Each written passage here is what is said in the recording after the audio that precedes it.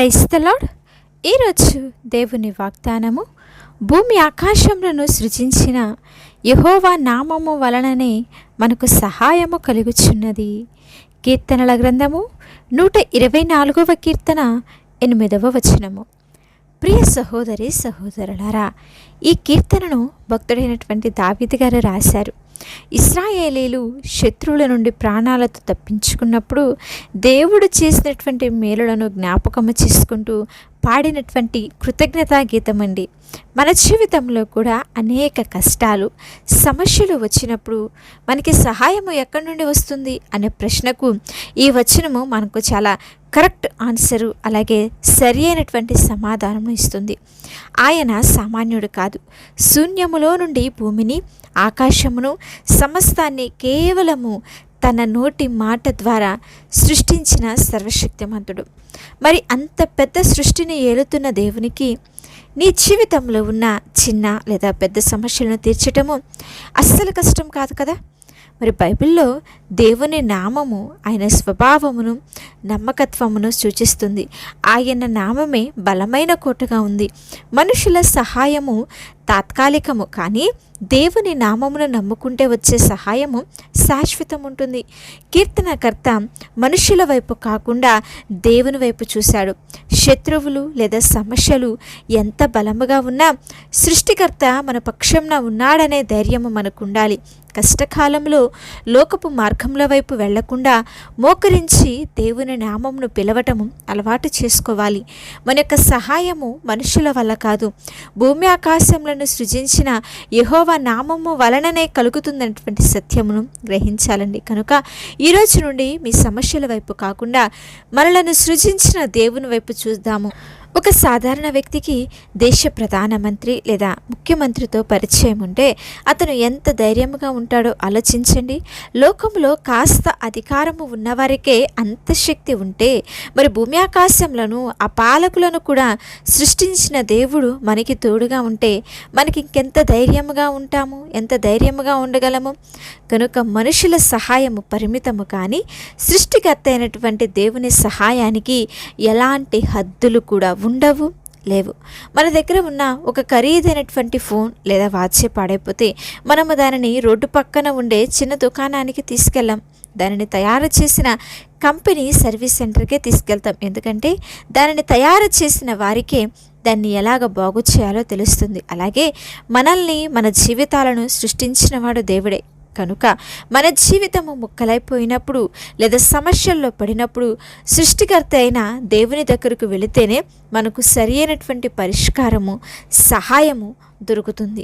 ఒక పెద్ద ఓడ తుఫానులో చిక్కుకున్నప్పుడు ప్రయాణికులందరూ కూడా భయపడుతుంటారు, కానీ ఓడను నడిపే కెప్టెన్ రూమ్లో కూర్చున్న అతని చిన్న కుమారుడు మాత్రము ప్రశాంతంగా ఆడుకుంటూ ఉంటాడు. ఎవరో అడిగారు, నీకు భయం వేయట్లేదా అని. దానికి ఆ బాబు అంటున్నాడు, ఈ యొక్క ఓడను నడుపుతుంది మా నాన్నే, ఆయనకు తుఫానును ఎలా దాటించాలో తెలుసు అని సమాధానమిచ్చాడండి. నిజమే, మన జీవితం అనే పడవ కష్టాలు, తుఫానులో ఉన్నప్పుడు భయపడవలసిన పని లేదు. ఎందుకంటే సృష్టిని, తుఫానును ఏలగల మన తండ్రి అయిన దేవుడే మన యొక్క పడవను, మన జీవితంను ఆయన నడిపిస్తాడు. మరి పరిశుద్ధ లేఖనంలో శిష్యులందరూ కూడా ప్రయాణిస్తున్నటువంటి పడవ తుఫానులో చిక్కుకొని మునిగిపోయే స్థితికి వచ్చింది. వారు భయముతో ప్రభునటువంటి యేసును నిద్రలేపారు. ఆయన లేచి గాలిని గద్దించి సముద్రముతో నిమ్మళించుము, నిశ్శబ్దమై ఉండుము అని అనగానే ఆ మహాసముద్రం అంతా కూడా నిమ్మలముగా అయిపోయింది. శిష్యులు ఆశ్చర్యపోయారు. ఈయన ఎవరో, గాలి సముద్రం ఈయనకు లోబడుచున్నవే అని అనుకున్నారు.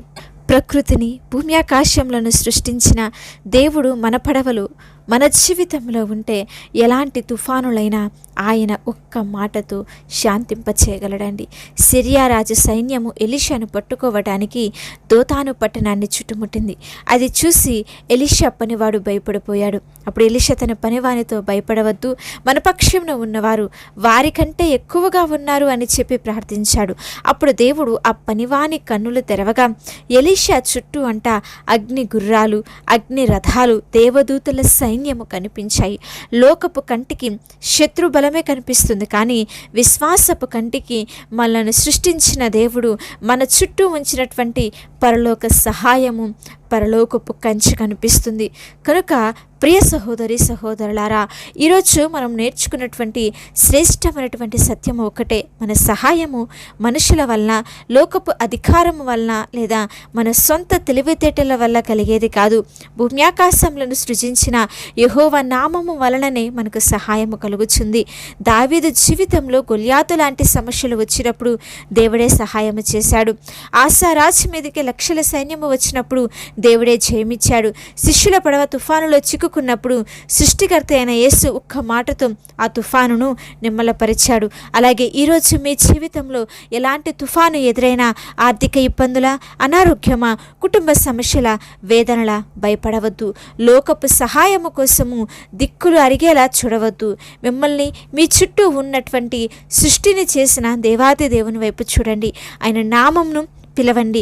సృష్టికర్త అయిన దేవుడు మీ పక్షంలో ఉంటే మిమ్మల్ని ఏ శత్రువు, ఏ సమస్య ఏమీ కూడా చేయలేదు. కనుక ఈ యొక్క వాక్యమును మన హృదయంలో భద్రపరుచుకుంటూ ప్రార్థన చేసుకుందాం. మహాపరిశుద్ధుడా, కృపగలిగిన మా తండ్రి, సర్వశక్తిమంతుడా, మా ప్రియుడా, ఉన్నతమైన మీ నామమునకై స్తోత్రములు చెల్లిస్తున్నాం. అవునయ్యా, భూమి ఆకాశములు శూన్యములో నుండి కేవలం నీ మాట ద్వారా సృష్టించిన అద్భుతమైనటువంటి దేవుడవు నీవే అని ఈరోజు మీ యొక్క వాక్యం ద్వారా మేము జ్ఞాపకము చేసుకున్నాము.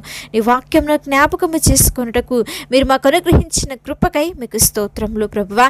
ఇప్పటి వరకు మా జీవితాలలో వచ్చిన సమస్యలను చూసి, మనుషుల సహాయము కోసం ఎదురు చూసి ఎన్నోసార్లు నిరాశపడ్డాము. మమ్మల్ని క్షమించండి. ఈ రోజు నుండి మా కన్నులు, అలాగే వాక్యం వింటున్న ప్రతి ఒక్క బిడ్డ యొక్క కన్నులు కూడా మీ వైపు మాత్రమే చూసే భాగ్యమును మాకు దయచేయండి. ఎంతమంది అయితే వాక్యమును విన్నారో వారందరినీ కూడా ఆశీర్వదించండి.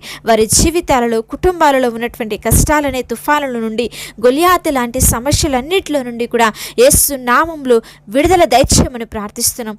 నీ నామమే మాకు బలమైన కోటగా ఉండగా తండ్రి, నీ సహాయముపై మాత్రమే మేమందరము కూడా ఆధారపడే విశ్వాసమును మా అందరికీ కలుగు చేయమని వేడుకొనిచున్నాం. ప్రతి ఒక్క క్రియలను జరిగించి మీ కృపతో నింపి ఆశీర్వదించి జీవితాలలో ఉన్నతమైన కార్యములు జరిగించమని మా కొరకు త్వరలో రానై ఉన్నటువంటి యేసుక్రీస్తు వారి అతి పరిశుద్ధ నామములో ప్రార్థించి వేడుకుంటున్నాము తండ్రి. ఆమేన్. అలాగే మీ ప్రార్థన అవసరతలు మాకు తెలియచేయండి. దేవుని ఉన్నతమైన కృప మీకు, మీ కుటుంబాలకు తోడై ఉండి నడిపించు.